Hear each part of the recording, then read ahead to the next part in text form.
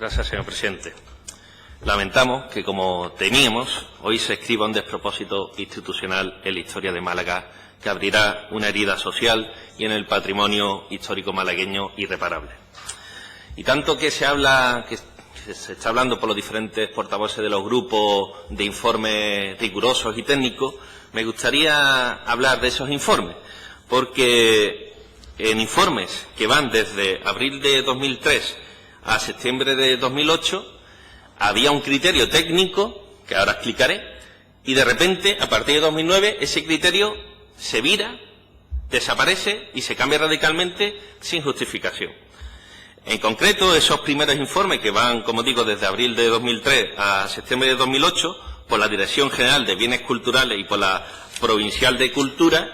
el señor don Francisco López emite dictámenes vinculantes totalmente desfavorables al proyecto de urbanización propuesto de Hoyo de Espartero. En primer lugar, se indica que la modificación urbanística propuesta se localiza dentro del BIC de Conjunto Histórico-Artístico de Málaga y, en consecuencia, debe respetar las determinaciones de la Ley de Patrimonio Histórico. En segundo lugar, respecto a la mundial, se indica que la ligera descripción del edificio sujeto a protección arquitectónica de grado 2, que se pretende sacar del catálogo para poder ser demolido, debe contener un análisis del edificio y una argumentación sólida que justificara su desaparición. Se incide en que el propio PEPRI reglamenta que para descatalogar un edificio protegido se debe justificar la pérdida de los valores patrimoniales que hicieran merecedor de protección de edificio en un primer momento, lo que además no tiene sentido, pues proponer construir una réplica sin valor patrimonial unos metros más allá indicaría que sí existen unos valores patrimoniales que no se han perdido y que merecen conservarse. No se estima oportuno permitir la demolición del edificio protegido en calle Hoyo de Esparteros 1, en tanto es el más interesante de la calle y se encuentra totalmente integrado e identificado en su entorno. Además, se ha visitado el lugar, no apreciando un estado aparente de las edificaciones que aconseje su demolición. Por ello, se propone la rehabilitación de los inmuebles a fin de conservar la morfología del conjunto histórico-artístico. Cabe destacar que el edificio protegido, aún en los años 2003 y 2008, es atribuido erróneamente al entorno de Jerónimo Cuervo y tan solo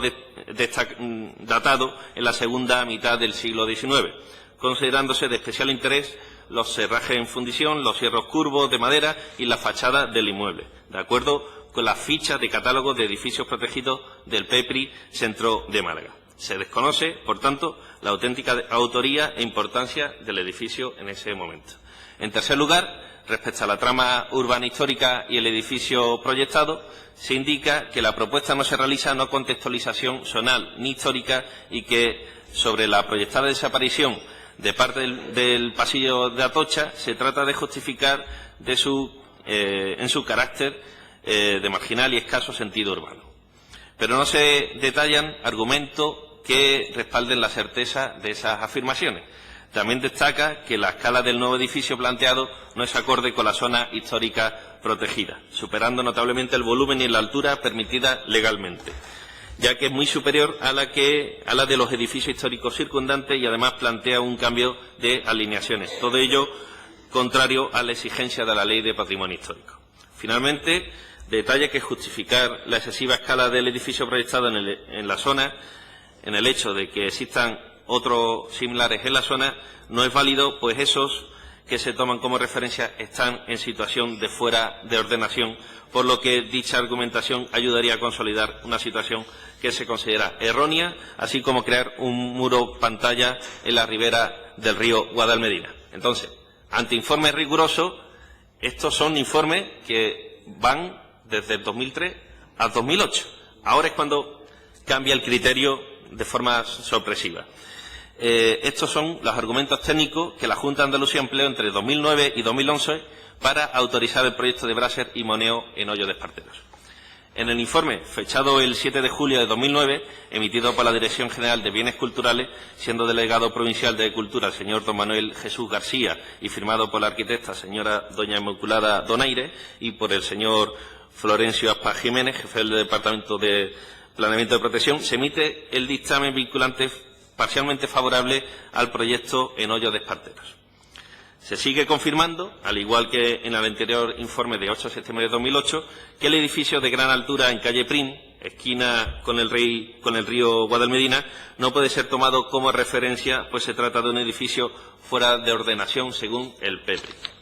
Se cambia radicalmente el sentido de los anteriores informes, en tanto se aprueba la transformación de la trama urbana histórica y se aprueba la desprotección y descatalogación del edificio protegido en calle Hoyo de Esparteros 1. Así, se justifica que la calle Pasillo de Atocha ha perdido su valor patrimonial y cualitativo, que los edificios están abandonados, que ya hay edificios modernos que no responden a la ciudad tradicional y que actualmente es un espacio residual que solo sirve de aparcamiento de vehículos en superficie.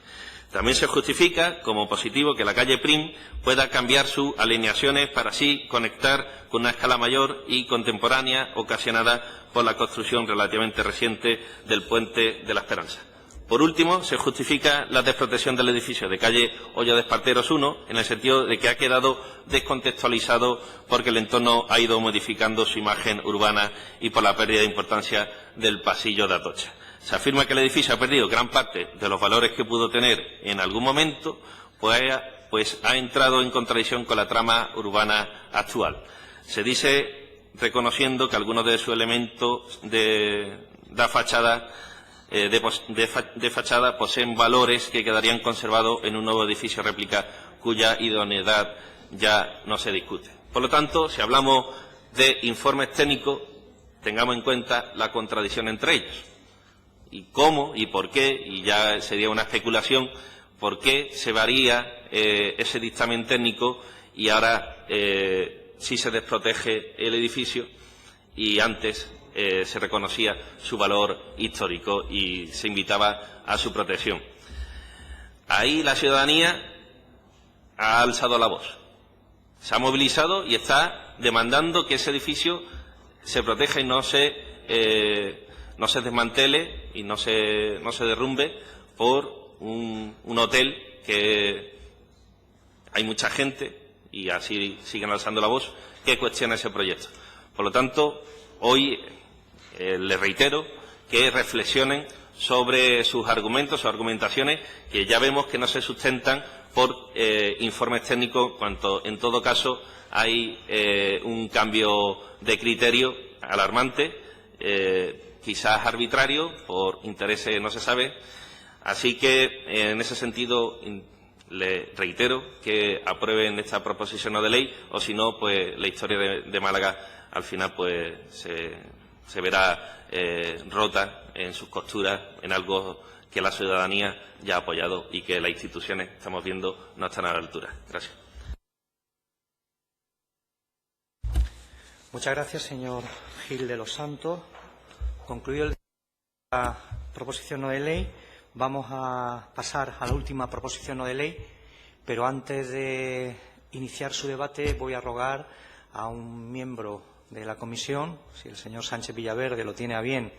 y no hay ninguna oposición por parte del resto de los diputados, que ocupe el lugar de esta presidencia y vicepresidencia, porque vamos a debatir en este punto.